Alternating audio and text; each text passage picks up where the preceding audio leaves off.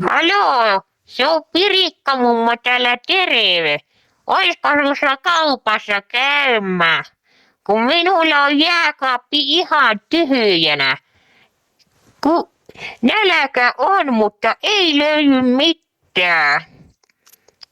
Niin, oisko susta sinne kaupassa käymään? Mä tarvisin minä tarvisin sitä kalaa,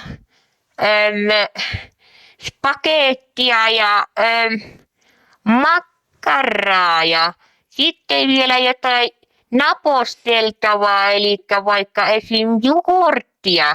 Joo. Niin jos viittit ne käydä hakemassa. Ai mitä? Ai,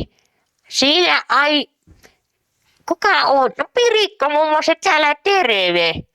Enkö mä sanonut? No tais unohtua aikaisemmin. Mutta joo, jos kaupassa viitti käydä, niin olisi kiva. Hei hei.